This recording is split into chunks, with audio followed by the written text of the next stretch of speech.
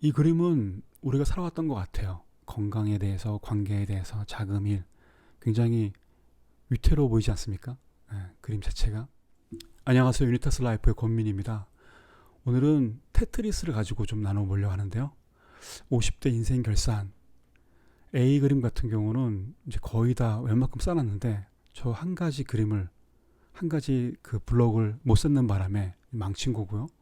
B 같은 경우는 아무 생각 없이 대충대충 산 것 같아요. 그냥 될 대로 되라 식으로. 제가 이제 이 그림을 갖다가 50대들 지인들에게 보여주면서 어떤 인생을 살았냐 물어봤을 때 가장 많은 거는 물론 A입니다. 열심히 살았다고 생각하지만은 맨 마지막 50대가 돼서 뭔가 부족한 거를 느끼게 되는 거거든요.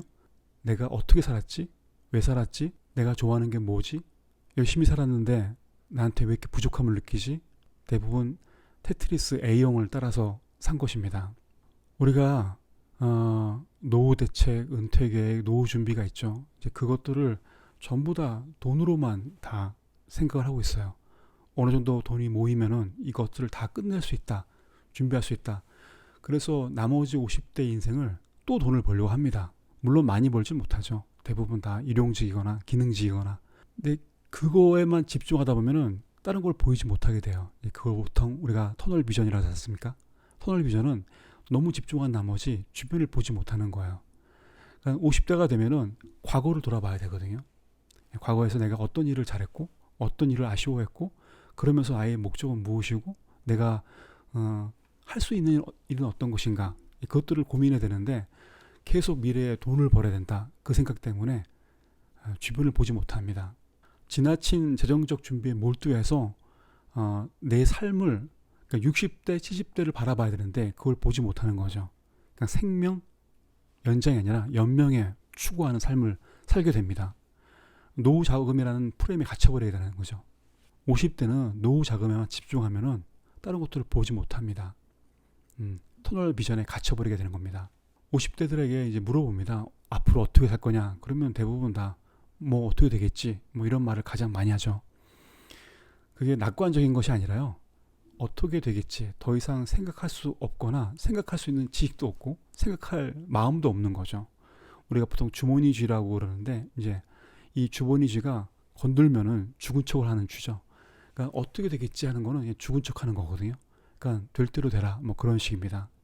물론 그 마음 알죠. 왜냐면은 고민하고 그 다음에 뭐 찾아봐도 뭐 할 수 있는 일이 굉장히 제한적이니까 그게 끝이 아닙니다. 뭐 어떻게 되겠지라고 말할 수밖에 없는 상황을 이해합니다. 왜냐면은 퇴직하고 은퇴한 다음에 나와서 보니까 할 수 있는 게 별로 없거든요. 할 만한 것도 별로 없고 매우 제한적이고 그래서 포기하는 겁니다.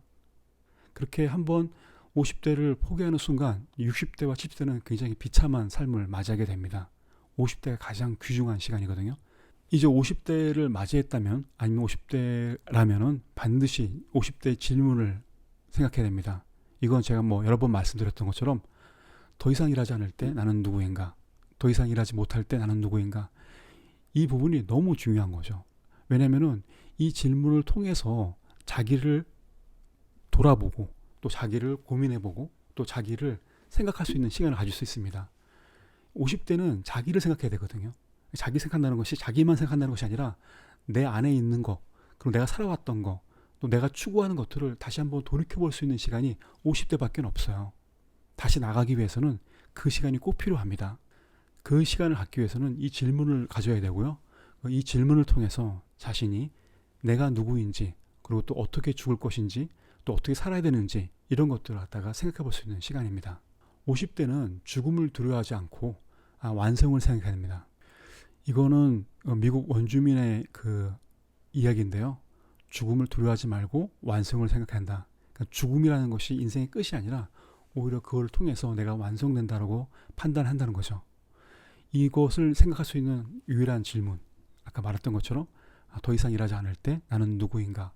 이 질문을 생각하면은 이 죽음에 대해서 뛰어넘는 생각을 할 수가 있습니다. 저는 70살 됐을 때 생각을 항상 하고 있습니다. 지금 여러분이 저를 보고 있는데 저는 70살의 모습입니다. 70살에 제가 여기 와서 이 방송을 하는 거죠. 저는 70살 돼서 무엇을 할 것인가? 저는 한 5년 전부터 생각해 본 게 있는데 아마 자기다움 학교에서 일할 것 같아요. 워크숍을 준비할 것 같아요. 그래서 70살에 그 자기다움 워크숍을 하기 위해서 지금 그 일을 하고 있는 중입니다.